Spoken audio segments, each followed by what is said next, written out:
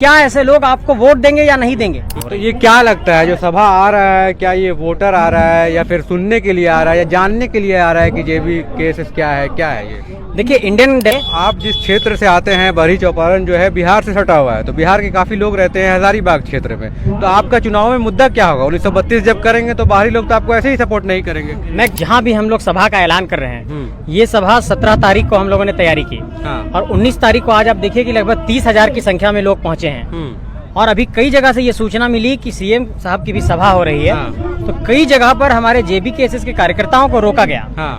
हम एक साफ तौर पर कहना चाहते हैं कि आप विचारों के प्रवाह को नहीं रोक सकते हैं, फिजिकल बॉडी को रोक देंगे लाठियों के बल पर, लेकिन लाठियों के बल पर आप तब तक रोकेंगे जब तक आप सत्ता में रहेंगे। लेकिन इस बात को समझने की कोशिश करनी होगी कि रघुवर दास की सरकार ने भी लाठियों के बल पर सीएनटी एसपीटी का कानून को संशोधन करने की कोशिश की थी, रोकने की कोशिश की थी। पूरे झारखंड के आदिवासी समुदाय जाग गए और रघुवर दास की सरकार चली गई। लाठियों के बल पर जब जब रोका जाता रहा है तब तक जनता का आक्रोश और बढ़ा है। हम लोग बहुत शांतिपूर्ण तरीके से अपने विचारों को जनता के बीच रख रहे हैं और ये विचारों का प्रवाह है, ये वैचारिक कहिए कि क्रांति है, विचारों की ताकत है कि जनता लगातार पहुंच रही है और हर सभा हम लोगों की सफल हो रही है। तो ये क्या लगता है जो सभा आ रहा है, क्या ये वोटर आ रहा है या फिर सुनने के लिए आ रहा है या जानने के लिए आ रहा है कि जेबी केसेस क्या है ये? देखिए इंडियन डेमोक्रेसी का अगर मिजाज को समझना है, आप देखिए जब जेपी की क्रांति हुई तो उस दौर में ऐसे कई लीडर निकले। जेपी के दौर में आप देखिए कि हमारे शरद यादव जी, हमारे नीतीश कुमार जी, लालू यादव जी, रामविलास पासवान, ऐसे कई लीडर्स निकले।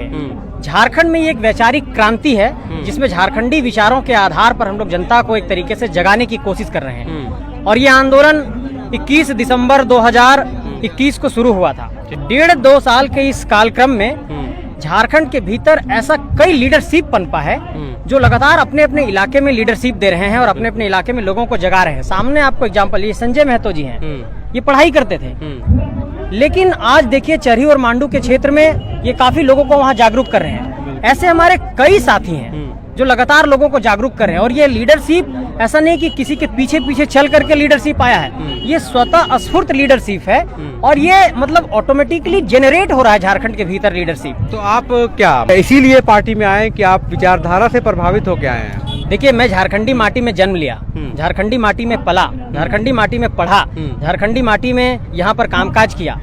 मेरा दायित्व तो क्या बनता है अपनी माटी के प्रति कि जब अगर माटी के लिए आवाज उठाई जा रही है, और हम लोग तो लगातार इस बात को उठाते रहे हैं, इससे पहले भी उठाते रहे, हम ये कहना चाहते हैं कि चुनावी राजनीति में जाना, चुनाव लड़ना एक अलग चीज है, लेकिन विचारों को जनता के बीच लेकर के जाना अलग चीज है। चुनावी राजनीति में आज के दौर में लोग सोचते हैं कि चुनाव लड़ेंगे, जीत जाएंगे, जनता के बीच कुछ मुद्दे को लेकर के जाएंगे, जीत जाएंगे।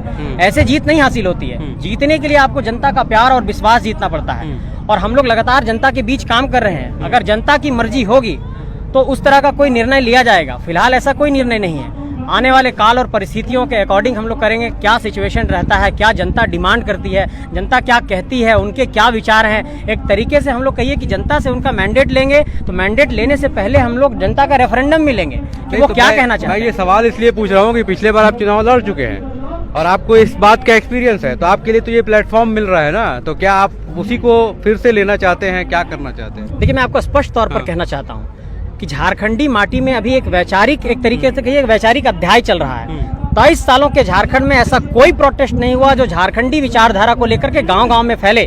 झारखंड में 32,623 गांव है। मैं लगातार इस बात को कहता हूं कि 32,623 गांवों तक, चाहे वो नवादा के बॉर्डर पर सटा कोई झारखंड का गांव हो, चाहे चौपारण के बॉर्डर पर सटा कोई झारखंड का गांव हो, चाहे बंगाल के बॉर्डर से सटा कोई झारखंड का गांव हो, चाहे उड़ीसा के बॉर्डर से सटा कोई झारखंड का गांव हो, चाहे वो पलामू में सटा हुआ कोई बॉर्डर पे गाँव हो हमारा, हर गांव तक ये विचार जाना चाहिए कि चाहे अगर पलामू में नीलांबर पीताम्बर ने क्रांति की, अगर सिद्धू कानू ने संथाल में क्रांति की, अगर उत्तरी छोटा नागपुर में बिरसा मुंडा ने क्रांति की, अगर इस कोयलांचल के इलाके में विनोद बाबू ने क्रांति किया, तो ये जो वैचारिक हमारे पास एक तरीके से पूंजी है, संपत्ति है, इन विचारों को हर इलाके में पहुंचाने की जरूरत है। और जब तक ये विचार गांव-गांव तक नहीं पहुंचेगा, ये आंदोलन जो हम लोग कह रहे हैं कि हम लोग सत्ता के रास्ते तक लेकर के जाएंगे, इसको सत्ता के रास्ते तक ले जाने के लिए सबसे पहले इस बात की जरूरत है कि वैचारिक तौर पर एक समृद्धि आए। पॉलिटिक्स जो चलता है वो आइडियोलॉजिकल कमिटमेंट से चलता है और हम लोगों का ये आइडियोलॉजिकल कमिटमेंट है कि झारखंड के लिए, झारखंडी माटी के लिए, झारखंड की नीतियों के लिए, झारखंड में पुनर्वास नीति के लिए, झारखंड में स्थानीय नीति के लिए और झारखंड के तमाम मसलों के लिए, झारखंडी हक अधिकारों के लिए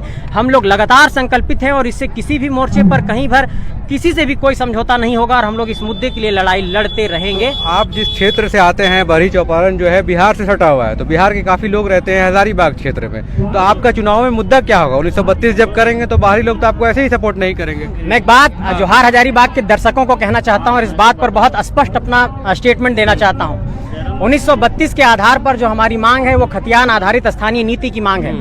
1932 के आधार में हम लोगों ने ये कहा है कि 1908 का सर्वे जो उससे पहले का सर्वे है और 1964 का सर्वे और 1964 के बाद जो अंतिम जिला आधारित सर्वे है वो भी स्थानीयता का आधार होगा। क्योंकि आप देखिए कि 1964 में कोल्हान के एरिया में सर्वे हुआ। अब आप देखिए कि 1932 में झारखंड का पूरा एरिया कवर नहीं होता है, तो कहीं पर 1932 में हुआ, कहीं 1908 में हुआ, कहीं 1964 में हुआ, और जो जिला आधारित अंतिम सर्वे है उसको हम लोग आधार मानेंगे। ये पहली बात। दूसरा सवाल है कि क्या ऐसे लोग आपको वोट देंगे या नहीं देंगे। जनता के बीच अगर इंडियन डेमोक्रेसी की ये खूबसूरती है कि अगर हम लोग यहाँ पर सभा कर रहे हैं सरकार के मना करने के बावजूद भी, तो ये एक संवैधानिक अधिकार था कि हम लोग सभा कर सकते थे। ठीक उसी तरीके से अपने लिए नीतियों की मांग करना और मुद्दा बनाना ये हमारा संवैधानिक अधिकार है। ये जनता का निर्णय है कि वो हमारे साथ खड़ा होती है कि नहीं। लेकिन बिहार के साथियों के और तमाम दूसरे राज्य के साथियों को ये कहना चाहते हैं, तमाम मतदाताओं को कहना चाहते हैं कि ठीक उसी तरीके से जब बिहार में शिक्षकों की नियुक्ति में रास्ता खुला और आप लोगों ने विरोध किया, ठीक उसी तरीके से हम लोग कह रहे हैं कि हमारे अगर नौकरियों में 3rd और 4th ग्रेड की नौकरी में अगर सबके लिए दरवाजा खोल देंगे तो हमारे लोग कहाँ जाएंगे। यही तो हमारी मांग है कि झारखंड में स्थानीय नीति परिभाषित हो कि झारखंड में झारखंडी कौन है। तेलंगाना का उदाहरण देखिए, मेडिकल की सीटें 100% आरक्षित कर दी गई। तेलंगाना में तेलंगाना का वासी कौन है, आंध्र प्रदेश में आंध्र प्रदेश का वासी कौन है, हिमाचल में कौन है, बंगाल में कौन है, उड़ीसा में कौन है, सब जगह परिभाषित है।